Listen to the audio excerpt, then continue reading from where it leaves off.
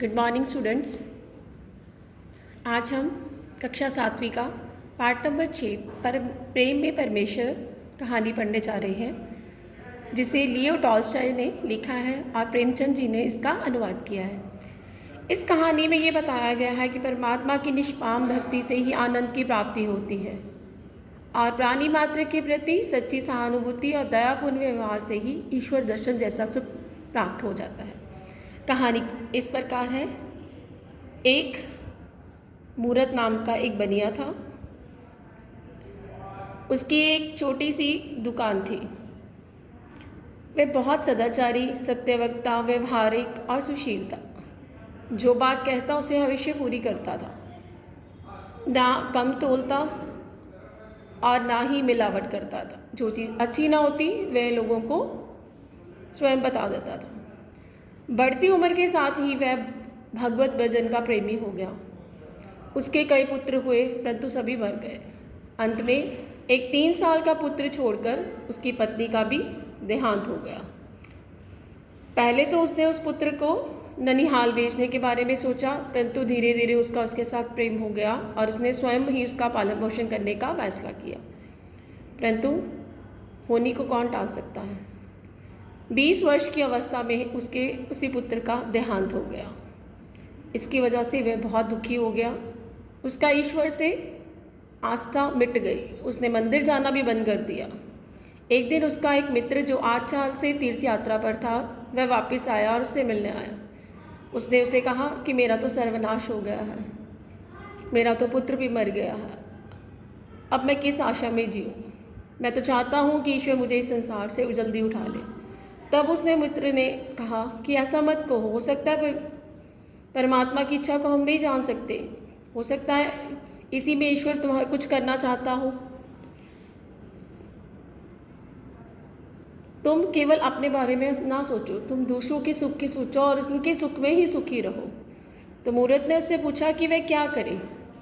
तब उसने कहा कि ईश्वर की निष्काम भक्ति करो, जिससे और अपने हर काम को ईश्वर को अर्पित कर दो, जिससे तुम्हें परमानंद की प्राप्ति होगी। तब मूरत ने उसे कहा कि मुझे चित्त स्थिर करने का कोई उपाय बता। उसने कहा कि वह गीता, भगवनावली ग्रंथों का श्रवण, पठन और मनन करे और इनको पढ़ने से उसे शांति हो जाएगी। मूरत ने ग्रंथों को पढ़ना शुरू कर दिया। वह रात के 12-12 बजे तक ग्रंथ पढ़ता रहता। अब पहले वो अपने छोटे पुत्र को याद करता था, परंतु अब वह सब भूल गया। वह सदा ईश्वर की भक्ति में लीन रहने लगा। वह अपना समय व्यर्थ ना गवाता, दुकान का काम करता या रामायण पढ़ता। इस प्रकार उसका जीवन सुधर गया। एक दिन पुस्तक पढ़ते पढ़ते उसके मन में विचार आया कि ईश्वर सब प्राणियों पर दया करते हैं, वे मुझ पर दया क्यों नहीं करते। तब उसके मन में सुदामा और शबरी की कथा पढ़कर ये भाव उत्पन्न हुआ कि उसको भी भगवान के दर्शन हो सकते हैं। ये सोचते सोचते उसकी आंख लग गई। उसे बाहर किसी ने पुकारा कि मूरत देख, याद मैं तुझे दर्शन देने दूंगा। ये सुनकर वह दुकान से बाहर निकल आया। वह कौन था वह इसके बारे में नहीं जानता था। फिर वह दुकान के अंदर जाकर सो गया। दूसरे दिन मूरत उठा, पूजा पाठ करके भोजन बनाकर अपने काम धंधों में लग गया, परंतु उसे रात वाली घटना नहीं भूली थी। सुबह बर्फ़ गिरने के कारण सड़क पर बर्फ़ के ढेर लग गए थे। मूरत अपनी धुन में बैठा था। इतनी देर में उसने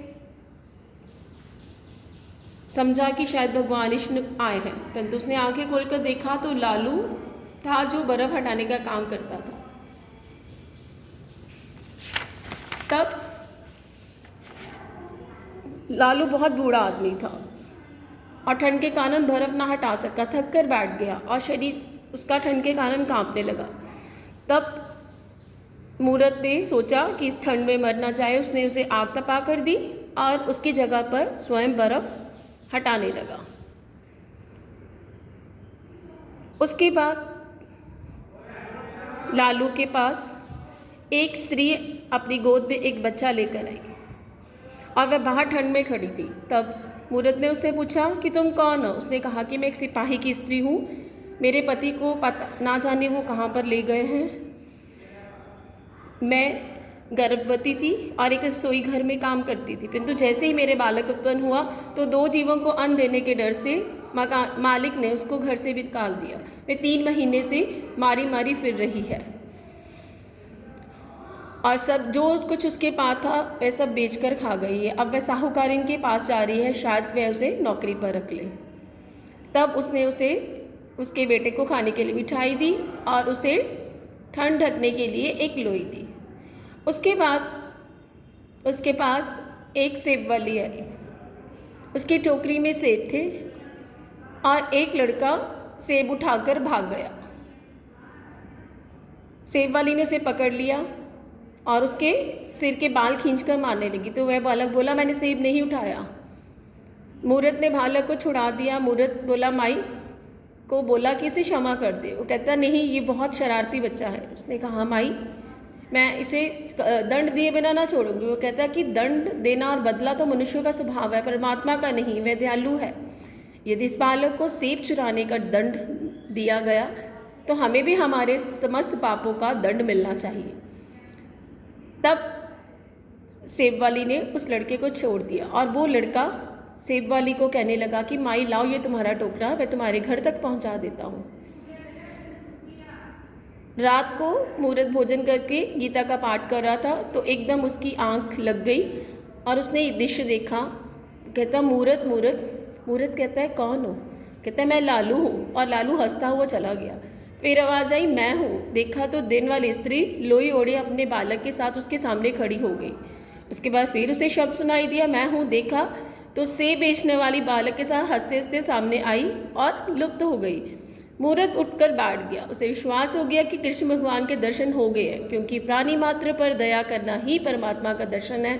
और अगर मैंने प्राणी मात्र पर दया की है, इसका मतलब ये है कि उसे ईश्वर के दर्शन हो गए। धन्यवाद।